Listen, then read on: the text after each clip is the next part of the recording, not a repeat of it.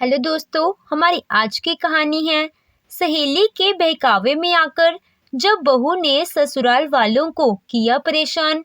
फिर बहू के साथ हुआ कुछ ऐसा। दोपहर को अपने सास ससुर को खाना खिलाकर अनामिका रसोई में बर्तन रखने जा ही रही थी कि पीछे से ससुर जी की आवाज आई।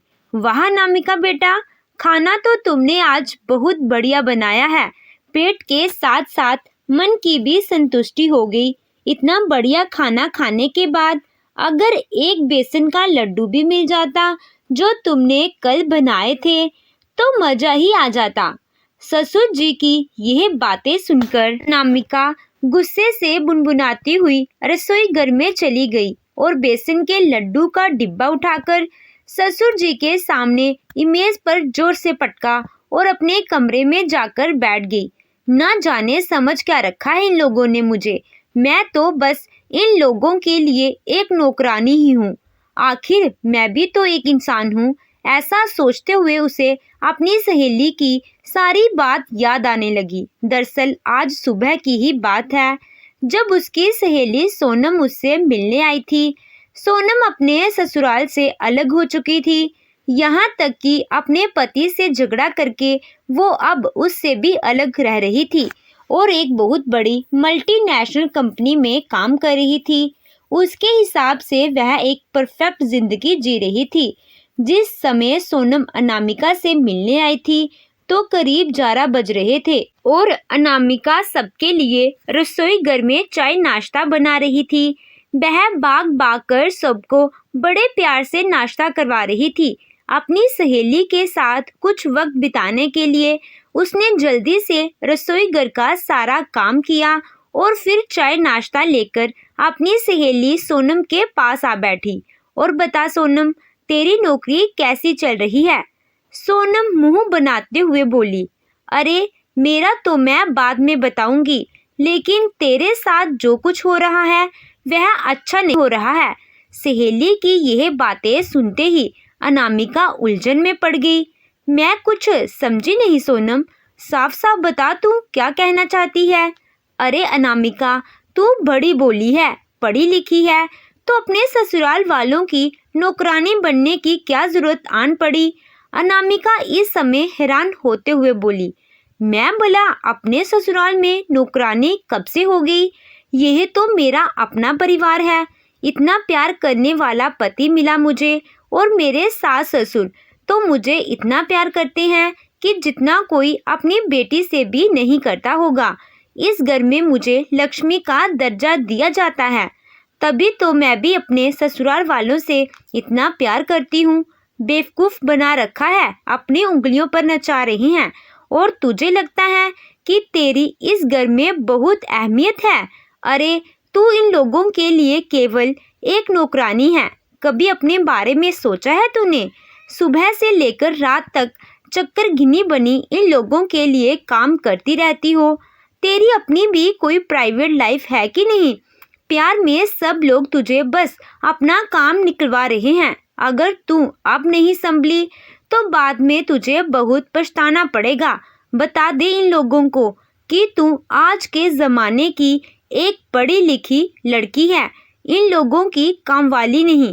कभी तो अपने लिए भी समय निकाल कर बाहर की दुनिया देख, शॉपिंग करने जा, नए स्टाइल के कपड़े पहन, अपनी सहेलियों के साथ कुछ समय बिता। मुझे देखा, मैं आज के ज़माने की कॉन्फिडेंट महिला हूँ। ससुराल वालों ने दबाना चाहा, पति ने अपने हिसाब से चलाना चाहा था तो मैंने उनसे भी अपने सारे रिश्ते तोड़ दिए।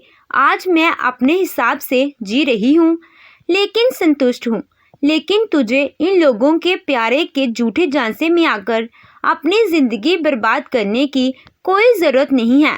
सहेली की इन बातों को सुनकर अनामिका सोचने पर मजबूर हो गई, लेकिन फिर बोली, इतने दिनों बाद मिले हैं, कुछ हंसी मजाक की बातें करते हैं। उस समय तो अनामिका ने सोनम की बातों को नज़रअंदाज कर दिया, लेकिन उसका एक एक शब्द उसको दिलो दिमाग में बैठ चुका था।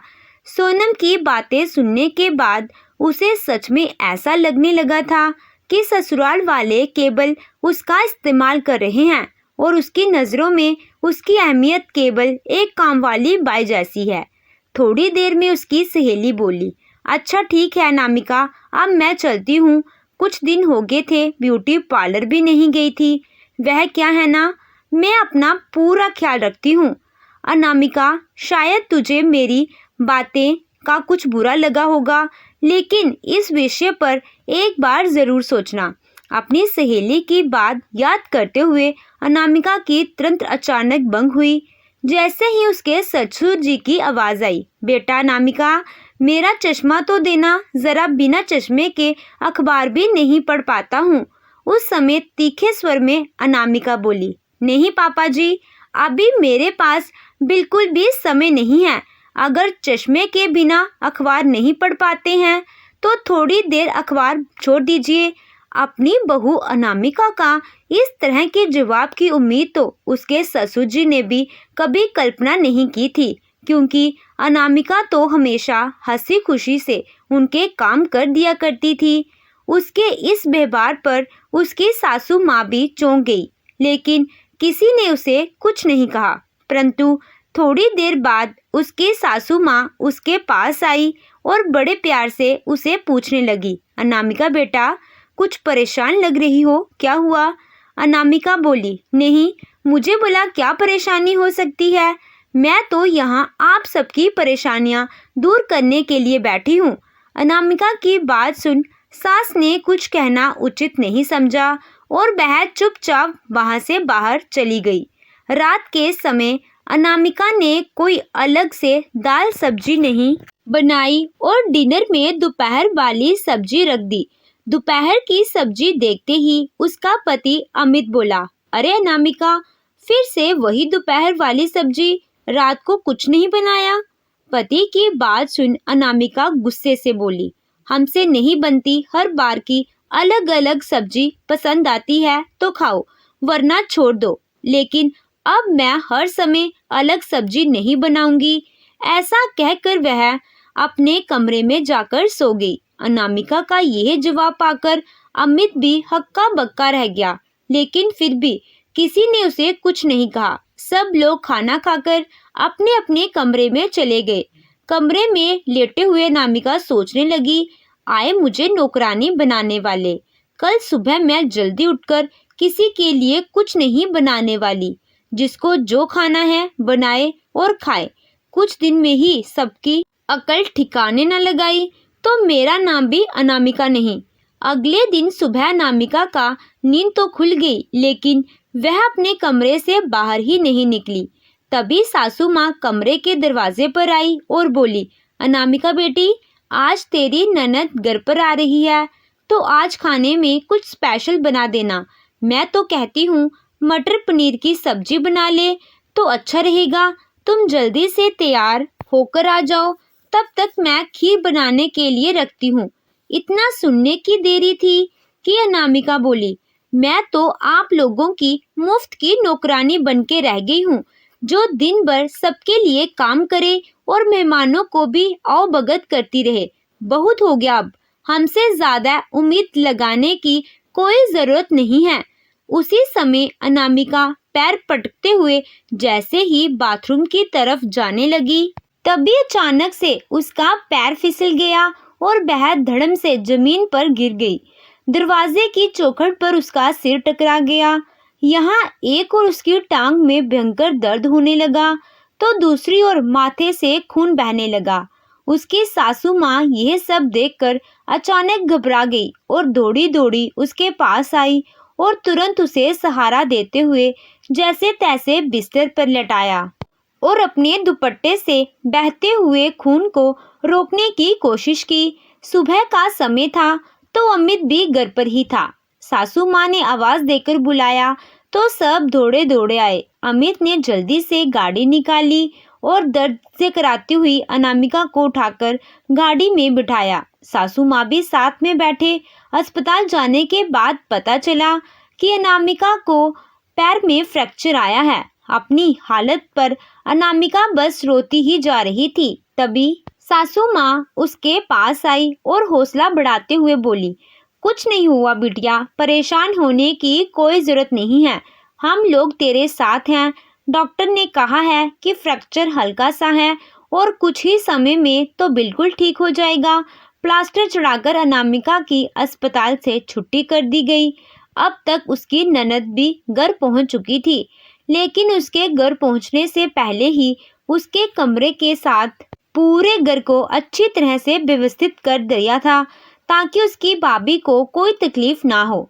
जब अनामिका घर पहुंची तो व्हील चेयर पर थी। अमित और उसकी माँ ने उसे सहारा देते हुए बिस्तर पर लेटाया। घर पहुंचकर अनामिका ने देखा कि उसकी ननद ने पूरा घर व्यवस्थित कर दिया हुआ है। जहां एक और उसकी सासू माँ इसकी सुविधा का ख्याल रखते हुए उसकी दवाइयों का ध्यान रख रही है, तो दूसरी ओर उसके ससुर जी उसको खिलाने के लिए फल काटने लगे। भाभी का हाल चाल पूछकर ननद अपनी माँ से बोली, माँ, आप भाभी का ध्यान रखिए, उन्हें कोई परेशानी नहीं होनी चाहिए। घर के काम की आप चिंता ना करो, मैं सब काम देख लूंगी। अपने परिवार का इतना साथ और प्यार देखकर अनामिका मन ही मन शर्मिंदा महसूस कर रही थी। उसे अपनी गलती का एहसास हो रहा था कि वह अपनी सहेली के बहकावे में आकर अपने परिवार वालों के साथ ऐसा व्यवहार करने चली थी। आज भले ही उसे शारीरिक परेशानी हो रही थी, लेकिन मन में एक संतुष्टि थी, क्योंकि उसे समझ में आ गया था कि उसकी इस घर में क्या अहमियत है। वह एक नौकरानी नहीं, बल्कि सच में उन लोगों के लिए एक गृह लक्ष्मी है, जिस पर ससुराल वाले हुक्म नहीं लाते बल्कि अपनापन जताते हैं। उस पर इतना विश्वास रखते हैं कि घर की सारी बागडोर उसके हाथ में दे रखी है।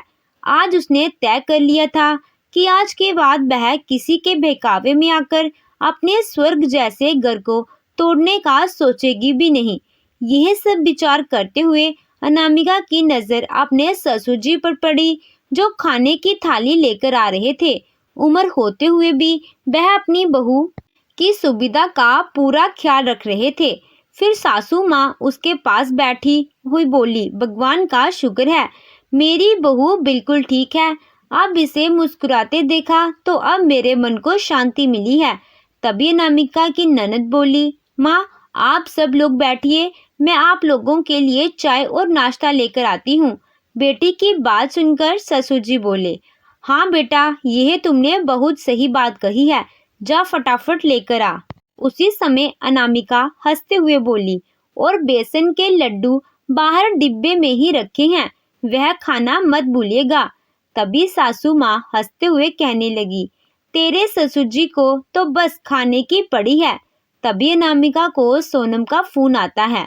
अनामिका जैसे ही फोन उठाती है तो पहले तो वह सोनम से उसका हाल चाल पूछती है, जिसके बाद सोनम उसे बताती है कि उसे 2 दिन से बुखार है और उसका ख्याल रखने वाला भी कोई नहीं है। तू बता, तेरे घर में सब कैसा चल रहा है? तूने अपने ससुराल वालों की अकल ठिकाने लगाई कि नहीं? इस समय अनामिका गुस्से से भर उठी, लेकिन फिर भी स्वयं को संभालते हुए बोली, मैं तो यहाँ बिल्कुल ठीक हूँ, बहुत खुश हूँ। वैसे एक बात बताऊँ, चोट तो मुझे भी लगी है, पर मेरे पास तो मेरा पूरा परिवार है।